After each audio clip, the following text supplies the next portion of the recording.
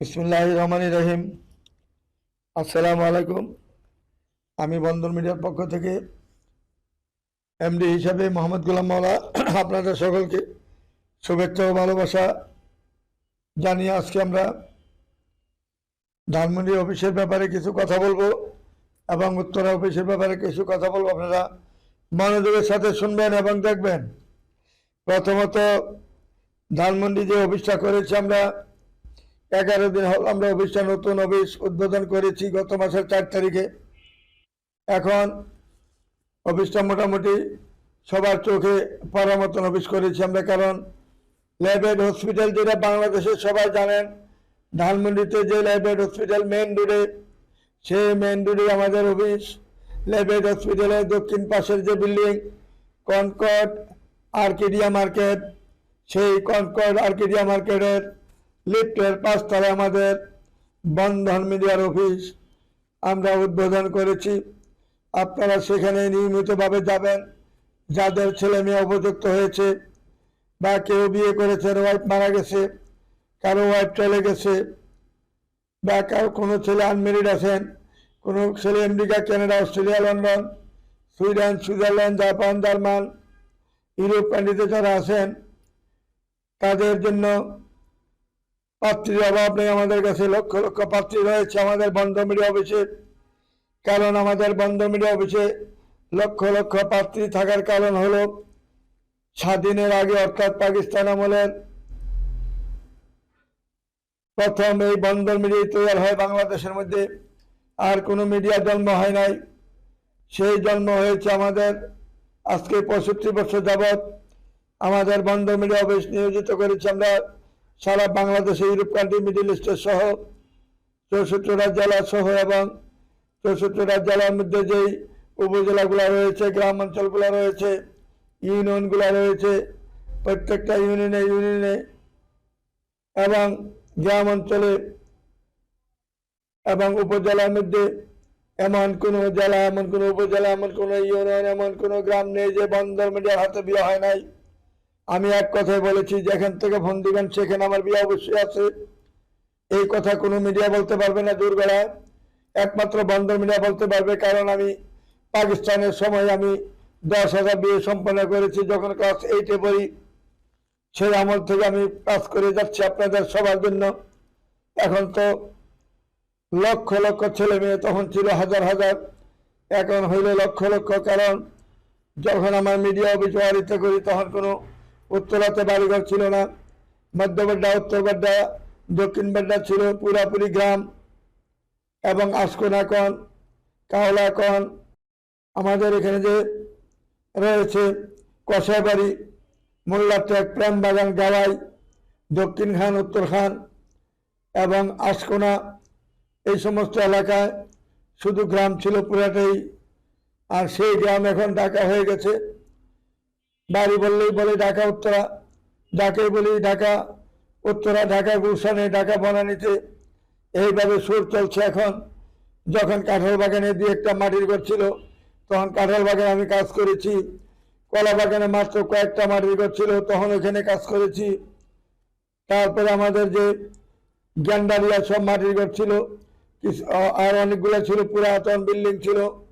এই পুরাতন বিল্ডিং আমরা কাজ করেছি, সরাসরি কাজ করেছি আমরা। যাত্রাবাড়ি, দোলাই খাল, দোলাই পাড়, এইগুলো ছিল পুরান টাউনের নকশা ছিল, ওইখানে আমি কাজ করেছি যথেষ্ট পরিমাণে। তারপরে এসব মাহালি বাজার, ঠাটারি বাজার, তারপর গ্যান্ডারিয়া যখন বিয়ার সাথে কাজ করি তখন শুধু পুকুর ছিল 10-12টা, আর যা ছিল কিছু পুরাতন বাড়ি ছিল 2তলা 3তলা। আর এখন তো চীনে জানা গ্যান্ডারিয়া গেলে লক্ষ লক্ষ বাড়িঘর হয়েছে। তখনকার সময় এই বন্দর মিডিয়ার মাওলাভাই কাজ করেছি, তখন মিডিয়ার কোনো মিডিয়ার নামগন্ধ ছিল না। এখন হয়তো মিডিয়া ঘরে ঘরে, জায়গায় জায়গায়, যেমন আমাদের উত্তরায় 15-20টা মিডিয়া রয়েছে।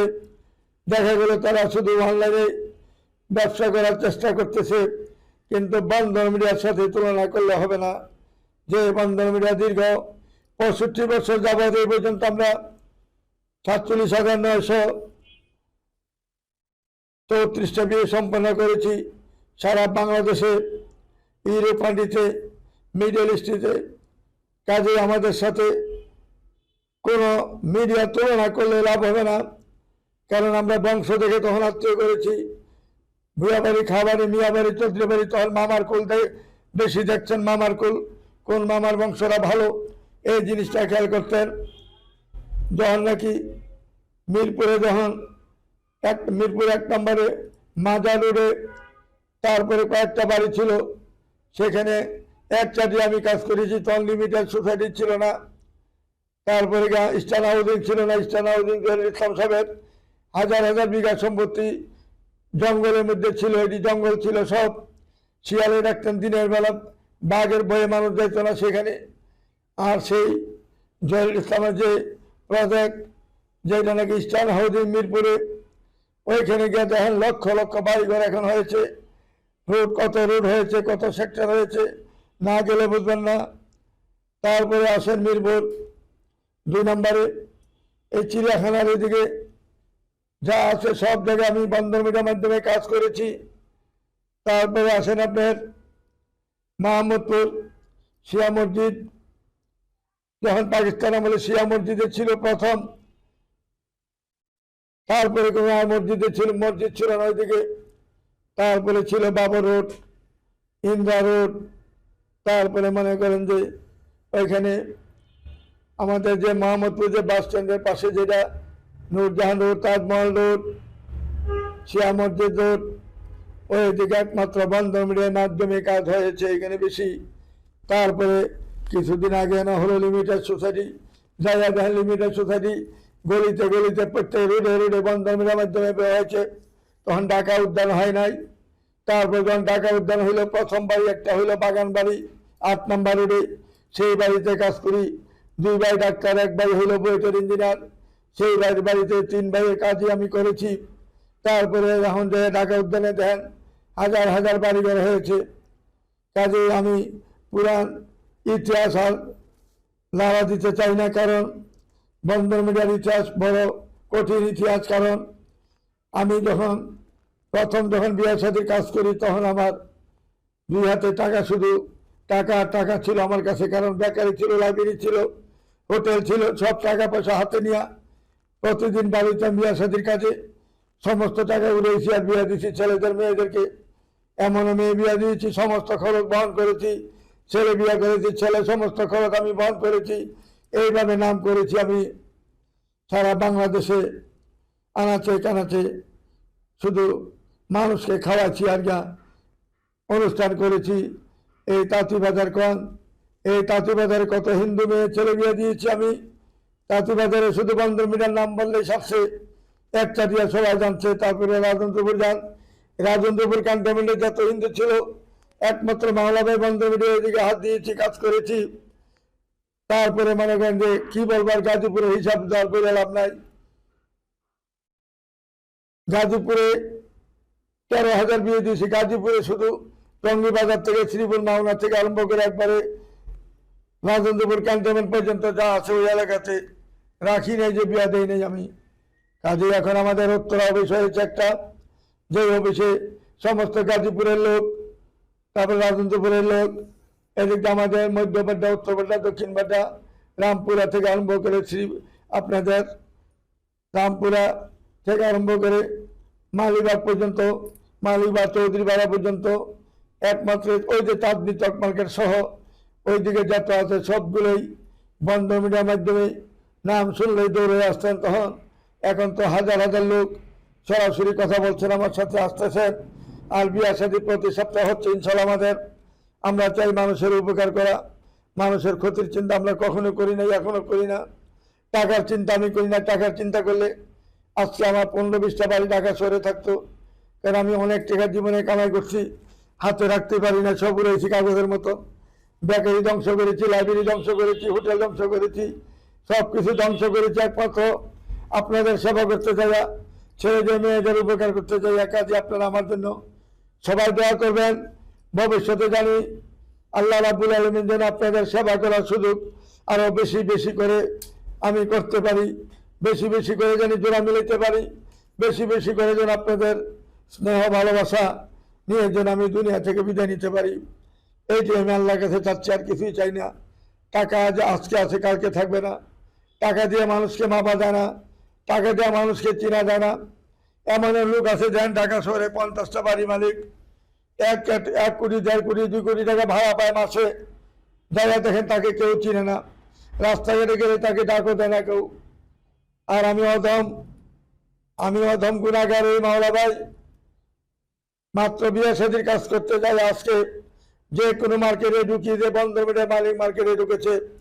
কিছুদিন আগে রাজগঞ্জ কুমিল্লা রাজগঞ্জ গেছিলাম, ওই যে রসমালার জন্য গেছিলাম মনোহরপুর অরিজিনালটা, যাওয়ার পরে জেনে ফেলছে সবাই যে বন্দর মিডিয়া মাওলা ভাই আসছে কান্দিরবাগ থেকে আরম্ভ করে, রাজগঞ্জ থেকে আরম্ভ করে, মনোহরপুর থেকে আরম্ভ করে, কাপ্তান বাজার থেকে আরম্ভ করে, ছাতিপট্টি থেকে আরম্ভ করে, রাজগঞ্জ থেকে আরম্ভ করে। রাজগঞ্জ বাজার আগে অনেক দেশি মাছ কিনতাম, কই মাছ, মাগুর মাছ, শিং মাছ, বোয়াল মাছ, আইল মাছ দেশি। আর এখন তো এগুলার খবরই পাওয়া যায় না। তখনকার সময় আমার ওইখানে বেকারি লাইব্রেরি ছিল, তারপরে লাইব্রেরি ছিল, হোটেল ছিল, অনেক বড় হোটেল ছিল নিউ মার্কেটের ভিতরে। যে নিউ মার্কেটের ভিতরে মানুষ হাজার হাজার লোক খাইয়া, সন্ত্রাসীরা খাইয়া দিতেন। অনেক সন্ত্রাস আমি নিজের চোখে দেখেছি, খাইয়া যাচ্ছে, বললে হয়তো গুলি করবে এরকম ভাব দেখেছে। কারণ কিছু শয়তান ছিল এখানে হোটেল, এরা উস্কানি দিয়ে লাগাই দিত যে ওইখানে যে খাইয়া আছে বলবা টাকা দিবা না। এইগুলো বাড়ি ছিল সব আপনার চর্চা। এই দক্ষিণ চর্চা উত্তর চর্চা হলো কুমিল্লার মধ্যে সবচেয়ে সন্ত্রাস, এখনো হেরা বড় সন্ত্রাস। এদের মধ্যে সন্ত্রাস কুমিল্লা শহরে আর দ্বিতীয় নাই। এরা এই কুমিল্লাটাকে ধ্বংস করেছে চর্চার লোক। আমি তো জানি কোন জায়গার কোন সন্ত্রাস কোন মস্তান, সবই দেখেছি নিজের চোখে, কিছু বলার ছিল না তখনকার সময়। তারপরে দেখেন এইভাবে সম্মানের সাথে চলে গেছি। আর আমাদের এই ঢাকা শহরে নিউ মার্কেট, চাঁদনী চক, গাউসিয়া মার্কেট, এক নামে বন্দর মিডিয়া মাওলা ভাইকে চিন্তায় আমার বিয়ার অনুষ্ঠানে সবাই আসছিলেন। এবং এই যে টঙ্গী বাজারে বিয়ার লোক অনুষ্ঠানে সবাই আমার এখানে আসছিল। আমার বাজারও করছে 15-20 জন মিলে। তারপরে আমি বৌবাদ করেছি, 4-5 হাজার লোক খাওয়াইছি। বলেছিলাম যে মিলাদ হবে আমার বাসায়, আইসা দেখে দেয় না বৌবাদ, কাউকে বলতে সুযোগ দিই না। কারণ কারোর থেকে টাকা নেওয়া আমার ওই ব্যবসা আমার আগেও ছিল না, এখনও নাই। আমি শুধু মানুষকে ভালোবেসে আসছি, এখনও ভালোবাসতেছি। যেহেতু সারা বাংলাদেশে এক নামে বন্দর মিডিয়াকে এক নামে চিনে সবাই, আপনাদের উসিলায় আল্লাহ রহমতে আমি সম্মান ইজ্জতের সাথে ইনশাল্লাহ ঢাকা শহরে আছি। ইনশাল্লাহ এইটাই বড় পাওয়া। সবচেয়ে কোটি টাকা দিয়ে যে সম্মান পাওয়া যায় না, 1 কোটি বাড়ি থাকলেই সম্মান পাওয়া যায় না। শুধু সম্মান হলো আল্লাহ দান জিনিস, আল্লাহ তাকে সম্মান দিবে, তাকে কেউ ঠেকাইতে পারে না। আজকে দেখেন বন্দর মিডিয়া হিসেবে, মালিক হিসেবে আমি মাওলা ভাইকে যে এখানে যাবো ঢাকা শহরে আনাচে কানাচে যেখানে যাই, পুরান টাউনে যেখানে যাই, এক নামে বন্দর মিডিয়া মাওলা ভাইকে দেখলে সবাই দেখতে আসে যে ভাইকে একটু দেখে আসে, অনেকদিন যাবত দেখি না, ওনার কথা শুনি। ওনাকে আমরা সবসময় ভিডিওতে দেখি, বাস্তবে দেখি না। বাস্তবে দেখার জন্য আমরা সবাই আপনার কাছে আসছি। এই নিউ মার্কেট এখনো এইভাবেই খবর নেই যে বন্দর মিডিয়া মাওলা ভাই কখন আসবে নিউ মার্কেটে। সেই আল্লাহর হুকুমে এখন ধানমন্ডিতে অফিস করেছি আমরা সবাই। আপনারা আসবেন, নিউ মার্কেটের লোক, গাউসিয়া লোক, চাঁদনী চক মার্কেটের লোক এবং আমাদের তাঁতিবাজারের লোক, গাউসিয়ার লোক, যারা ওইদিকে যত আছেন, এদিক যাতে আমরা থানা থেকে আরম্ভ করি এবং আমাদের দক্ষিণ সিটি পুরা এরিয়া ঢাকার সবাই আমার অফিসে আসবেন। যেহেতু এমন একটা সেন্টারে অফিস করেছি যেটা কোনোদিন কেউ কল্পনা করতে পারে না, যে ধানমন্ডি মেইন শহরে একটা অফিস করা বিশাল ব্যাপার। 15 লক্ষ টাকা শুধু অ্যাডভান্স, তারপরে তার ভাড়া হইল 2 লক্ষ টাকা। তাহলে বুঝেন কত বড় অফিস এখানে আমরা নিয়েছি এবং কত পরিশ্রম করে অফিসটা পেয়েছি আমরা এখানে ল্যাবেড হসপিটালে দক্ষিণ পাশের কনকর্ড আর্কিডিয়া মার্কেটের লিফটের 5 তলায় আমাদের বন্দর মিডিয়া অফিস। 3টা লিফট আছে এখানে। সকাল 8টা থেকে 11টা পর্যন্ত আমাদের 5 তলা যে আমাদের যে অফিসের লিফটটা হলো পূর্ব দিক দিয়ে চালু হয়, 11টা পরে পশ্চিম দিকে লিফট চালু হয়, যেটা মেইন রোডের লিফট। ওই লিফটে যখন 4 তলা আসবেন, একটা সিঁড়ি উঠলেই, কষ্ট করে উঠলে আমাদের বন্দর মিডিয়া অফিস। এইটা হলো বিকাল 3:30 পর্যন্ত, 4টা থেকে আরম্ভ করে রাত 11টা পর্যন্ত। আবার ওই আমাদের যে 5 তলা যে আমার অফিসের যে লিফট, এইটা চালু হলে আমার অফিসের গেটে নামা দিবে আপনাকে। এক নামে সবাই চিনে বন্দর মিডিয়া, সারা ঢাকা শহরে বন্দর মিডিয়া সাইনবোর্ড আর সাইনবোর্ড। রয়েছে আনাচে কানাচে, চিবা চাবা, গলিতে গলিতে। এটি দেওয়ার কারণ হলো আপনারা নতুন, যেহেতু আমি অফিস করেছি, এখানে আমার পরিচিতির জন্য যে নতুন বন্দর মিডিয়া অফিস উত্তরা থেকে আরেকটা শাখা করেছে ধানমন্ডিতে, যে জন্য আমি টাকার চিন্তা করি না। 3 লক্ষ টাকা শুধু ব্যানার ছাপাইছি, অল্প কিছু ছাপাইছি, তাইলে গেছে 3 লক্ষ টাকা। পুরা ধানমন্ডি এরিয়াতে যদি আমি ব্যানার দিতে যাই তাহলে আমার লাগবে 10 লক্ষ টাকা। তারপর আমার দিতে হবে, আস্তে আস্তে দিব, আস্তে আস্তে প্রচার হবে। আবার এদিক দিয়ে আমরা টিকটকে বলছি, আমাদের হোয়াটসঅ্যাপ ইয়াতে বলছি, ফেসবুকে বলছি, এবং আমাদের ইউটিউবে বলছি, আমাদের ওয়েবসাইটে ছাড়ছি, ওয়েবসাইটে রয়েছে বন্দর মিডিয়ার ওয়েবসাইট, মাওলা বন্দর মিডিয়া দিলে এক নামে সবাই আমার ভিডিও দেখতে পাবেন, বা বন্দর মিডিয়া লেখলে এক নামে সবাই আমাকে দেখতে পাবেন, বন্দর মিডিয়া ভিডিও। কাজে আপনারা সরাসরি আসবেন আমার অফিসে, যোগাযোগ করবেন। আর উত্তর অফিসের কথা কি বলবো, সবাই চিনেন জানেন, হাউস বিল্ডিং নামলেই বন্দর মিডিয়া, এখানে আর কিছু বড় লাগে না, এক নামে সবাই চিনে। যেখানে 43 বছর যাবত একই জায়গায় অফিস 9 নম্বরে, কাজে চিনতে কোনো অসুবিধা নাই। কিছু সংখ্যক লোক আছেন আমার বিরুদ্ধে সমালোচনা করেন।